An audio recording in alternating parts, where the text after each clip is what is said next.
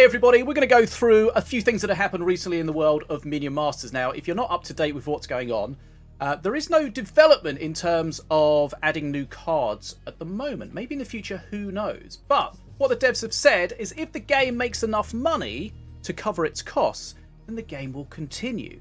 And what they've done is they've given us a spreadsheet so we can see what's going on. So let's bring ourselves up to date on that.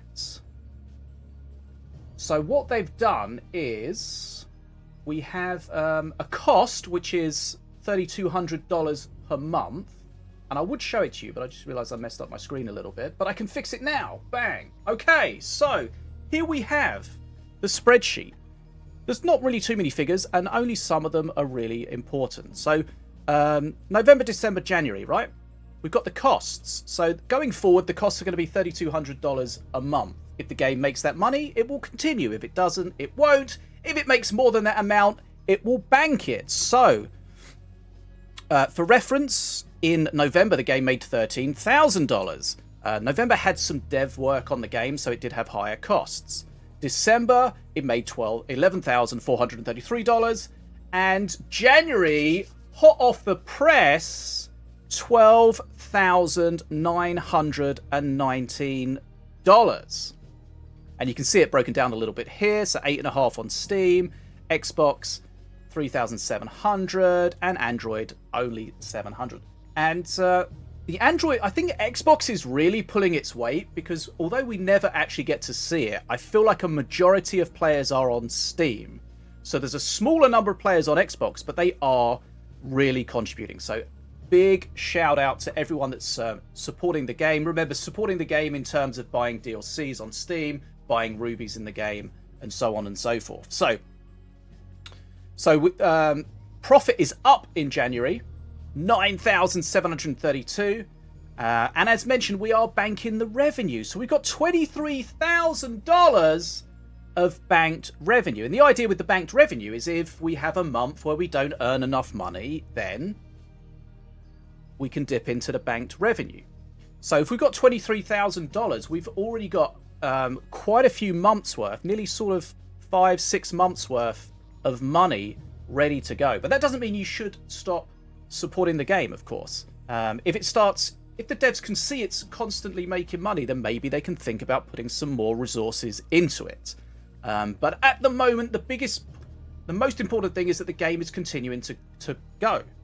Right? It's easily covering its costs. So good job to everyone that's been supporting the game, playing it, and all that good stuff. So yeah, that's definitely good news. I was kind of expecting it to be down on December for sure, but it's up, and going forward we'll see what happens. But so far so good, and it looks like we're going to have some tournaments coming back. Maybe not so much in terms of the same frequency as before, but potentially. And in this figure of 3,196, the monthly costs, there is, I think, $100 a month for tournaments. So we may be looking at a $400 a month, sorry, $400 every quarter tournament, something like that. So anyway, so we'll see what goes. So yeah, that's definitely good news. And one other thing to mention is, although there's no new cards, no new content, there are monthly balances. So trying to keep things fresh, trying to keep things OP stuff kind of dialed down if it needs it. And that balancing is done via the Discord. Basically, if you've got an idea of something you want to balance, you submit it, and then the community votes on it. If it gets enough thumbs up, then it goes in. If it doesn't, it goes out. But there is a little caveat that it has to be a fairly simple change. Otherwise, there's just not the development resources to do it. Because the devs basically work on the game one day a month, and that's to do all the balances, do all the new builds, everything like that. So there is still some updates, and it's a community balanced effort now. So if you want to get involved, go to the Minion Masters Discord. Right. So I think what we should probably do now is look at the latest round of balance changes as per our discussion that we just had. So let's just quickly remind ourselves what's gone on. So Caliph has had a health increase from 600 to 625, but his damage has also gone up. So more value for Caliph there. City Watch, the cost has gone down from 6 to 4, but it has an Empyrean army trigger, which means if you've got 7 Empyrean cards in your deck, then the cost goes up by 2, but you get more of them, I guess. It doesn't make any sense why you would just... I don't think this is very well described here, but I think you just get more of them. Crystal Construct gains haste. Oh yeah, one thing I was going to mention is Crystal Construct, if you've played this season, you may have noticed it was invisible. Now that was not an intended introduction, that was a bug, and that was fixed yesterday in the form of a hotfix. There was also a bunch of other stuff that this thing broke, like Ravager's Alt Perk 3, Future Cards, stuff like that. That's now been fixed. Right, Dormant Defenders, building duration increased from 40 seconds to 50 seconds. That basically means that they lose health at a lower rate, so that when you do activate them by getting to Mana Surge at 6+ mana, they should have more health than they had previously. Jade Flingers, they've always been in a really weird spot since they lost the Growth Burst Shroom, so their health's gone up substantially from 90 to 125. Jezra, her Void Tear ability cost reduced by 1. And these ability cost reductions are actually quite powerful because you're basically reducing each one by 1, because remember it goes up in cost each time. So the more you use it, the more you save. Morgrul's Ragers, their cost is down to 4, but they have a Voidborn Wound trigger, which increases their cost by 1.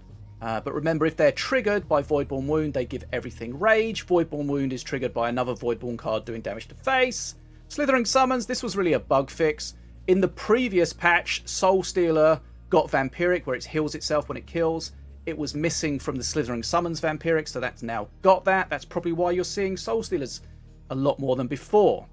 Right, Blastmancer. These are rebalances. Damage going down from 35 to 26. That's the explosion damage when something it's attacking dies. But its cost has gone down from 5 to 4. So remember, 4 mana cards, you can now get them for APEP perk 3. Tantrum Throwers. Cost increased up to 3, but now you get 3 of them. I quite like this, actually.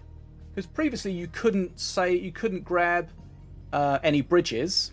You couldn't grab both bridges with them because they were horizontally positioned, but now they're split. So I actually like that.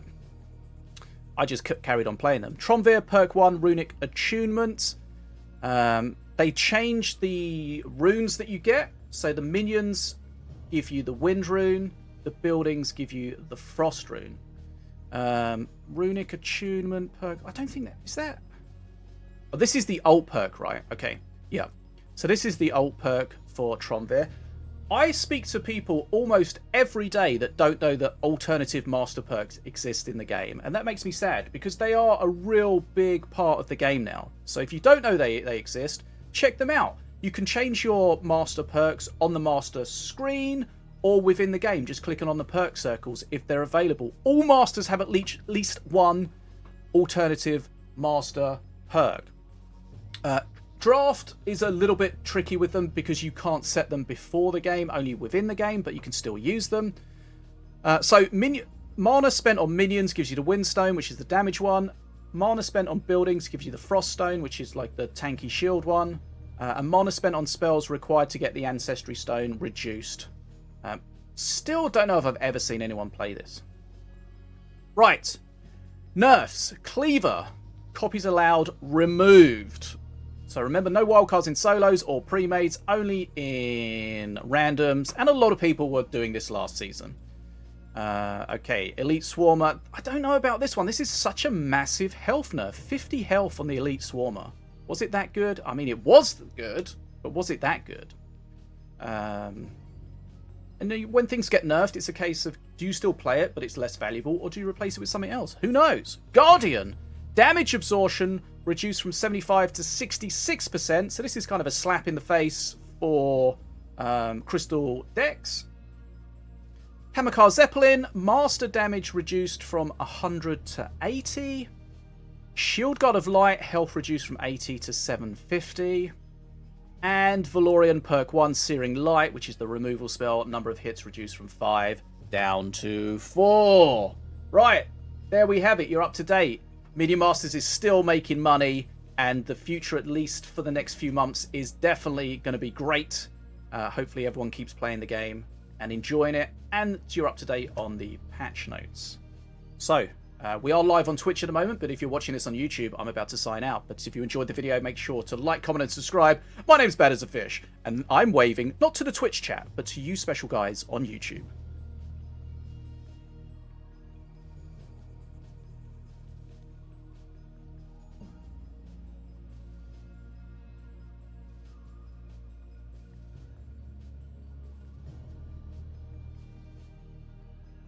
Keep going!